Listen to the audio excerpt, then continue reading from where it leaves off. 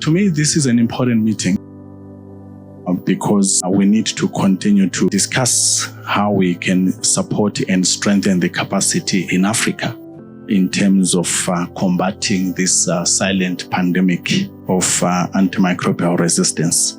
We are here because this has become a global emergency, no longer a threat. And I was looking at some recent statistics and they demonstrate that we have an emergency indeed. Some estimates that over 700,000 deaths are happening annually due to AMR. They estimate that by 2050, if we don't do anything about AMR, we are going to have up to 10 million deaths occurring annually. The data that was collected and every parameter indicates that the situation is becoming even worse. And I try to really understand what is the problem. If you have a high-level commitment like by the UN General Assembly, African Union, WHO, and everyone, so why are not we progressing in terms of measurable terms on antimicrobial resistance? So the reasons are many, but I would like to point out very few things. One is, as you know, there is no a single solution for AMR. It requires a multi-sectoral approach, and bringing all those multi-sectors, the human, agriculture, environment, and many others, is difficult. I know you have been trying to play that bridging role as the AMR coordination committee in each of your member states, but it has been really very challenging. The second one is, so despite that high-level political commitment, there are no resources for AMR program. There is no funding. We have very good ideas there, we do have important strategies. However, to implement those strategies, there is no any funding. If we get a funding, a fraction of the funding that some diseases get, like HIV, TB, or malaria, I think we could have changed, the whole landscape of our work on AMR. We must not forget that the COVID-19 pandemic has demonstrated the need to boost our diagnostic capacity, health security, and it has also shown the crucial interdependence between countries. The UK Special Envoy on AMR, Professor Dem Sally, has often said AMR cannot be tackled by one country alone. And this was the genesis of the Fleming Fund, which seeks to collaborate with all the countries. And our mission as the Fleming Fund is to support generation of data and making sure that this data enters into the hands of decision makers. To achieve this, we have continued to work with government stakeholders, AMR at national level, regional level, to support development of AMR surveillance systems, which will enable countries to develop and have targeted interventions to reduce the serious human cost and economic cost of this resistance. We all know the impact of AMR on both human and animal health on the continent is significant. And it's of great concern. And as the policymakers and healthcare providers, we must take steps to ensure that we are equipped to combat this silent pandemic. The Kenyan government has made significant strides towards addressing AMR since the development of the AMR National Action Plan in 2017, which is currently being revised to undertake the second phase, which runs from 2023 to 2027.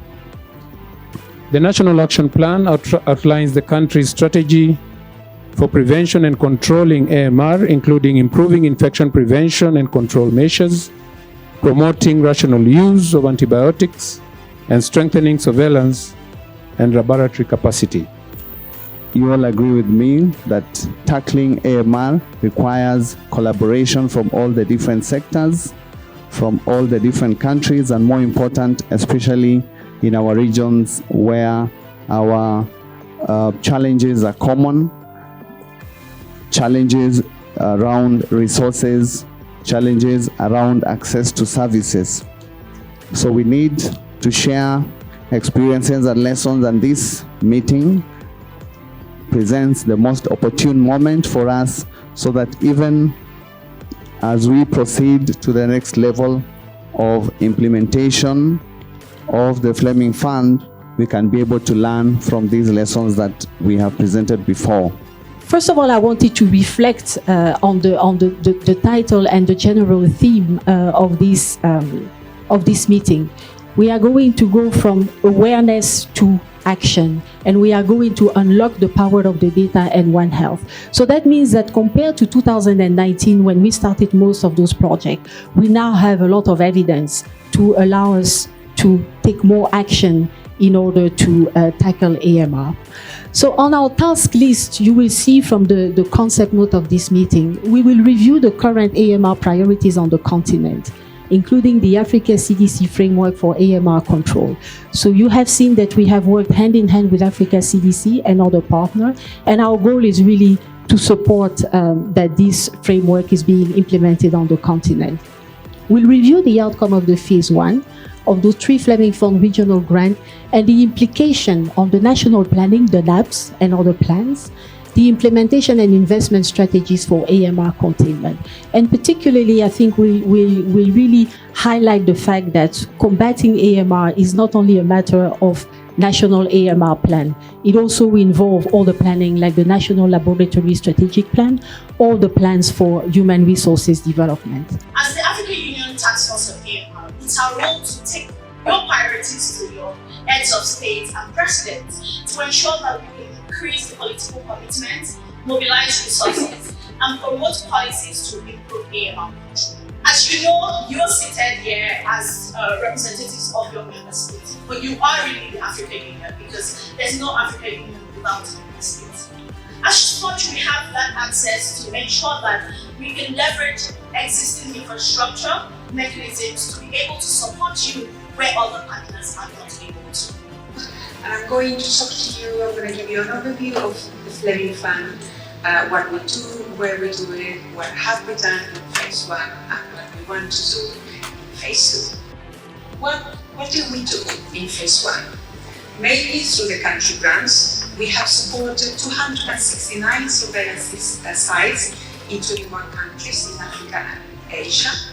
Of these, 176 are in the human health sector, and the remaining 93 are in animal health, veterinary services, food safety and environmental laboratories. So that's what we have done in phase 1 and what we want to do in phase 2. Phase 2 has started already early this year in 2023, and we will provide a further 3 years of support. The Fleming Fund as our grants portfolio will end in March 2026, but we expect the grants to end by December 2025. We will work in the same 5 areas that I just mentioned. And in phase 2, we will focus on 4 outcomes that are based on our revised theory of change.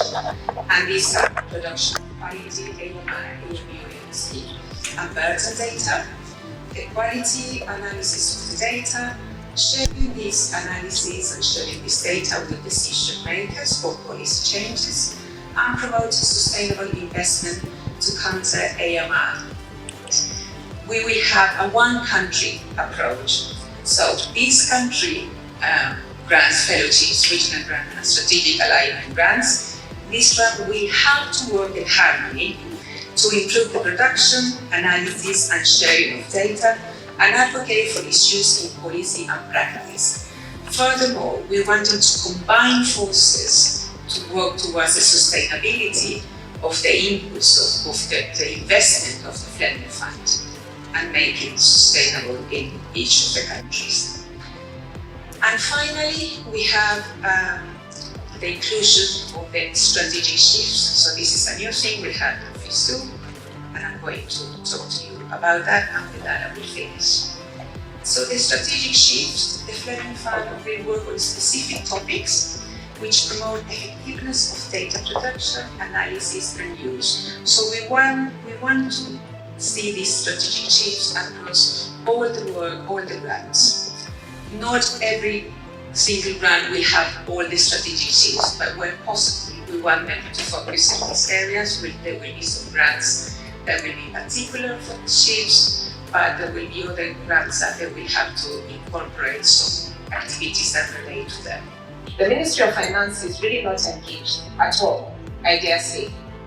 And if they are, in very few countries. So we need to bring these guys on board. Fleming Fund, they're asking, when you do that economic analysis, break it down to not only pounds and dollars, to kwacha, to Kenyan shillings, right? Let our people understand. If Fleming Fund will do it, then you other people on ground, please break it down and let them understand what it means to have one patient in the hospital for over a month, for example, or to have animals dying and threatening our feasibility. We could not do it alone as ASLM, so we had to partner with colleagues who have expertise in different areas. So we got funding through the Fleming Fund, the regional grants. So this was an ASLM-led consortium where ASLM was responsible for coordinating all the activities in this consortium. And we had our strategic partners, Africa CDC, ECSA, WAHO, who then brought in that convening power that they have on the continent to be able to bring all these 14 countries together and say, this is the way that we want to do it. We saw in our analysis was that most countries had about 60%. And what this means is that the antibiotic resistance is high, or indirectly we can say the antibiotic effectiveness was decreasing. So this also calls for action at a policy level. We need to see how can you regulate the usage and the sales of antibiotics. Almost 4 to 5% of the consumption of antibiotics was for fixed group combination which are not. So I think these were some of the signs we saw. It's a slightly different conversation. I think I was very glad to see when Luna presented that antimicrobial consumption, utilization, and private sector engagement is a major part of NAP to a Fleming Fund focus, because but we also saw that a lot of these consumption was actually happening in the private sector. The public sector, while the availability remains a major issue, but some of this fixed drug combination which are not approved, etc., majority of this is private sector, and private sector, regulating the private sector, making sure that data is not there is available, will go a long way in ensuring there is minimized irrational. So we are moving towards the right direction in trying to solve the sort of impossible situation that we have. This is running in 17 countries, 14 of which are in this continent, and 3, namely Bangladesh, Cambodia, and Laos, are in Asia. And we are grateful to the Fleming Fund for the general funding that has made this possible. What was our strategy for EQA Africa? When we started with EQA Africa, and we were looking at how do we strengthen quality. Specifically, if you look at the name of the grant, it's called the External Quality Assessment for Grant for Africans. So the focus was on us expanding the uptake, the coverage, and the availability of EQA for AMR on the continent. But in looking at what our strategies and approach were going to be, and how we were going to implement, we recognized that just the provision of EQA alone was not going to be able to solve the problem. We also had to look at other aspects of laboratory processes in order to address the issue of the availability and coverage of EQA. Through support from the Fleming Fund, through ASLM, we did establish an African-owned proficiency testing program. And 3 organizations were involved in setting this up. We had the Pasture Institute Dakar, that is handling the West African region. We have NICD handling the Southern African region. We have AMREF Health Africa that is handling the Eastern African region. So the coverage of PT participation covers the 14 Fleming Fund countries for now, because we do intend hopefully to expand beyond those countries. And our PT program has a One Health approach, whereby we involved animal health, human health, environmental and food laboratories within the region. So currently we have 150 participating laboratories from the 14 countries.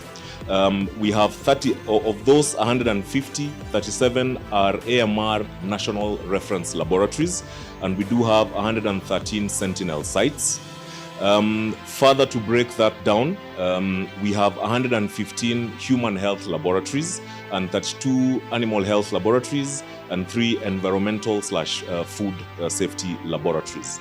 As at now, we have successfully distributed 1 pilot cycle and 3 full EQA cycles. This has been completed to date across the 3 regional providers. You know, the Fleming approach is that capacity building. Now we have the data. What are we doing with the data? Can we use the data for policy direction and for programming? Well, early this morning, we were told that we need to use data, digestible data, so that we can present clear communication to decision makers. I would like to share with you how, or one of the ways we've used the map data in Nigeria. A lot of what happens in the lab is affected by what happens on the diagnostic side. So what strategies do we have to strengthen the laboratory clinician interface? Because it all starts with the clinicians. Are we planning to add additional sectors to the ones that we have? Yes, so initially we had largely animal health and human health. So I'm glad to say just about, I think a month ago, we were in Nigeria with the colleagues and we really discussed that bit. And it was felt that if we really have to stick to the One Health approach, we certainly need to include. And we were so glad that we actually had representatives from the environmental sector also coming through there. So yes, we intend really to go beyond. And one of the intentions is, can we really look at the curriculum to see if we can also cater for all those sectors.